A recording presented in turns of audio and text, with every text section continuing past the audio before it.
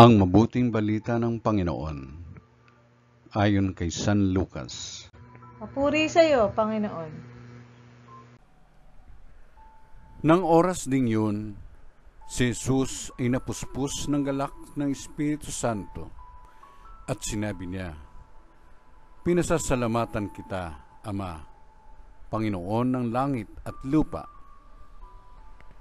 sapagkat inilihim mo sa marurunong at pantas ang mga bagay na ito at inihayag mo sa mga taong ang kaloobay tulad ng sa bata. Oo, Ama, sapagkat gayon ang kinalulugod mo. Ibinigay sa akin ng aking Ama ang lahat ng bagay.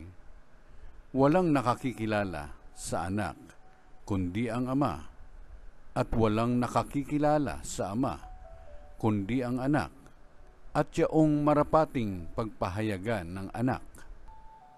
Humarap si Jesus sa mga alagad at sinabi, na di naririnig ng iba, "Mapalad kayo, sapagkat nakita ninyo ang inyong nakikita ngayon.